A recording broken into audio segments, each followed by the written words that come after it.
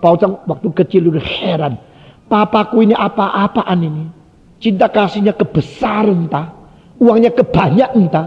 Rumahnya terlalu besar kah? Mengapa selalu di kota Santung berjalan-jalan membeso, menginjili? Sudah gitu lihat ada orang yang ini ingusnya besar, yang begitu remeh, begitu najis. Anak itu lapar minta uang, dibawa pulang.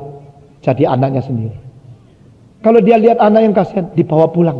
Saudara kalau kasih lihat ada anak yang di jalanan kasih 100 gitu kan.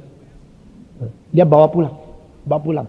Di dalam 3 tahun, di masa peperangan Jepang, dia bawa pulang anak jalanan 56. Semua tinggal bersama dia jadi anaknya. Jadi anak yang asli itu iri hati. Enak aja, papa kok dibagi-bagi. Paul Chang dari kecil mana, papa gua ini apa sih? Kok udah minta persetujuan anak-anak bawa dah. Sudah bawa, bukan sudah bawa, langsung katakan, yuk mau berapa? Paul, orang itu bilang 13. Paul Chang 12. Oke, Paul panggil engkau. Jadi Paul kok, tapi si bilang kok apa ini? Kotor kayak gini. Itu gembel kok. Lalu yang lebih kecil pakai adik, dia 11. Nanti perempuan laki semua dibawa pulang 56. Kalau ini namanya koleksi ya. Sudah jarang sekali orang yang koleksi anak. Saya cuma tahu di dalam dunia ada satu orang koleksi anak seperti ini. Namanya apa? Namanya Raja Hussein yang sudah mati. Nah saudara, saya kira cinta kasih dia jauh lebih besar daripada orang Kristen. Termasuk kita yang di sini. Apalagi saya. Saudara-saudara. Raja Hussein bawa banyak orang-orang miskin masuk istana. Dia perintahkan orang di istana kasih makan seperti anak raja. Kasih pakaian, kasih kesempatan sekolah. Jadi orang-orang yang di itu Jordania mengatakan, kita kok mempunyai seorang raja begitu baik ya. Anak-anak jalanan dibawa pulang begitu banyak sampai kalau saya tidak ingat salah 300 lebih. Perlakukan mereka seperti anak raja. Nah sebenarnya itu kopi daripada apa yang dikerjakan oleh Yesus Kristus. Yesus Kristus akan membawa kita pulang ke surga. Nanti kita di situ akan diperlakukan sebagai anak raja. Kita akan menyebut Bapak Yesus Bapak kita. Saudara-saudara. Ini agama yang berbeda dengan semua agama. Ini adalah cinta kasih yang tidak ada pada seagama lain. Ini adalah saudara hak. Barang siapa menerima Yesus Kristus, dia diberi hak menjadi anak Allah. Mari kita membaca bersama-sama.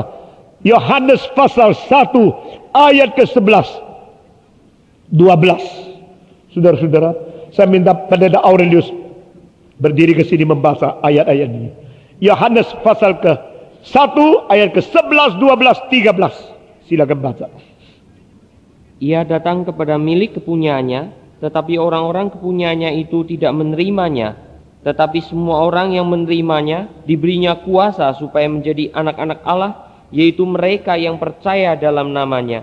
Orang-orang yang diperanakan bukan dari darah atau dari daging, bukan pula secara jasmani oleh keinginan seorang laki-laki, melainkan dari Allah. Kita membaca bersama-sama ayat 12 dan 13. Semua 1, 2, 3. Tetapi semua orang yang menerimanya diberinya kuasa supaya menjadi anak-anak Allah, yaitu mereka yang percaya dalam namanya.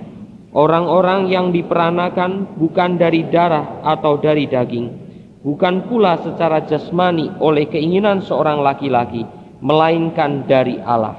Apa artinya? Barang siapa yang menerima Yesus diberi hak menjadi anak Allah. Lalu dengan proses apa? Dia dilahirkan kembali. Bukan dilahirkan oleh kemauan laki-laki. Berarti bukan kelahiran akibat hubungan seks. Bukan dengan kemauan sendiri. Bukan dengan rencana manusia. Bukan dilahirkan melalui orang berdaging dan darah. Tapi dilahirkan oleh Allah sendiri. Hal ini yang ditekankan Yesus di dalam memberikan pengajaran kepada Nikodemus. Yaitu diperanakan dari atas. Born again aslinya adalah born from above. You have been born on earth. You have been born here. Engkau sudah dilahirkan di sini, tidak cukup. Engkau milik kerajaan di dunia ini, tidak cukup. Engkau menjadi milik kerajaan surga. engkau harus mengalami kelahiran dari atas. Berarti kelahiran satu kali lagi. Itu yang disebut sebagai born again Christian. Tapi istilah ini di Amerika sudah dipakai oleh orang-orang yang tidak karu-karuan. Meskipun mereka injili, karena mereka menyempitkan kalimat ini dengan kalau mereka sudah tidak lagi merokok, mereka tidak lagi berjudi, berarti mereka adalah born again Christian. Apalagi sebagian mengatakan kalau mereka sudah bisa karunia lidah, mereka adalah born again and baptized in Holy Spirit already. Tetapi saudara-saudara, pengertian dilahirkan dari atas, pengertian dilahirkan oleh Roh Kudus, pengertian dilahirkan kembali atau dilahirkan satu kali lagi, itu mempunyai arti yang jauh lebih dalam daripada sekedar pengertian pengalaman di permukaan saja. Saudara-saudara sekalian, di sini kita melihat siapakah yang diperanakan pula lagi, yaitu mereka menerima Yesus Kristus. Barang siapa yang menerima Yesus, yaitu menerima dan percaya kepada namanya, diberi kuasa menjadi anak-anak Allah. Saudara-saudara, Paul Chang berkata kepada saya jengkel sekali, papa saya ini seenaknya aja. Rumah pendeta sudah tidak terlalu besar menjadi satu rumah di mana menampung 50 lebih anak. Saya sampai lupa ini lebih tua atau itu lebih muda. Ini kakak, itu adik, selalu salah dia bilang. Tapi harus belajar. Lalu dia mengatakan, ya kalau Tuhan sudah mengatur saya di rumah seperti begini, ya saya belajarlah. Jadi anak pendeta ada yang terlalu enak, ada yang tak enak. Saudara-saudara, yang tak enak itu yang besok yang jadi. Yang terlalu enak yang tak jadi. Maksudnya terlalu bebas. Pendetanya memanja anaknya, memberikan segala sesuatu lebih dari cukup. Itu yang tak jadi. Tapi diketat, disiplin, diajar, dididik dengan baik. Nah itu yang besok jadi. Nah Paul Chang akhirnya baru mengerti, itulah cinta Tuhan. Papa saya tidak salah. Waktu dia mulai dewasa pikir kembali, dia merasa papa betul agung. Papa adalah papa yang betul-betul menjalankan perintah Tuhan. Tadinya jengkel karena kamarnya menjadi sesak. Banyak orang tinggal sama dia. Ada yang kebiasaannya jelek, mencuri dan sebagainya. Bikin dia begitu jengkel. Lambat laun dia pikirkan, saya jengkel tidak ada gunanya. Hanya menyatakan saya sempit. Hanya membuktikan saya rohaninya tidak beres. Saya bagaimana belajar mengampuni. Yesus datang mengampuni, korban, menebus. Apa yang saya lakukan? Saudara-saudara, lambat laun pada waktu dia menjadi dewasa, dia berkata kepada ayah, saya juga mau menjadi hamba Tuhan. Saya mau juga belajar mencintai orang lain. Saya mau diutus pergi ke tempat yang jauh. Saudara-saudara, pada satu hari komunis masuk di Santung. Papanya mengatakan, anak saya mau meneruskan pekerjaan Tuhan. Tapi kalau komunis masuk, pasti dia tidak mungkin melayani Tuhan. Maka dia kumpulkan uang sisa yang sedikit. Beli satu tiket yang murah. Tiket kelas 4 kereta api. Karena terlalu jauh, dia kirim anaknya cepat lari. Dari provinsi Santung, engkau mesti menuju ke Hong Kong. Waktu itu saudara mengetahui di masa peperangan.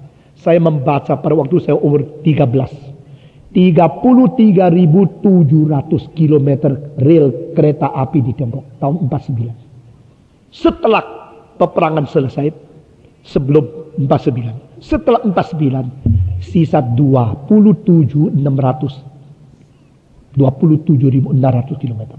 Berarti yang dirusak oleh bom-bom itu adalah kira-kira 6.000 km dari rel kereta api. Sehingga kalau pergi ke kota lain mesti pindah kereta api kecil lalu jalan lagi. Susah luar biasa. Jadi dari provinsi Santung ke Hong Kong itu perlu menempuh waktu kira-kira 5 hari 5 malam baru sampai. Komunis sudah datang. Pendeta yang tua mengatakan, anak, engkau melayani Tuhan. Pergilah ke Hong Kong. Carilah kesempatan untuk menjadi hamba Tuhan. Aku, papamu, mungkin akan meninggal di sini. Setia menjaga orang yang menjadi anggota gereja saya. Kau masih muda, keluarlah. Paul Chang dengan air mata berpamitan dengan bapaknya pergi ke kereta api. Setelah di situ baru tahu penuh sesak. Tiket dijual mungkin lebih daripada tempat duduk. Yang berdiri begitu banyak. Akhirnya dia hanya dapat tempat di pinggir pintu. Pegang, gandeng. Itu satu tiang di situ. Separuh badan di luar pintu. 5 hari sampai di Hong Kong. Dia masuk sekolah teologi Bethel di Hong Kong.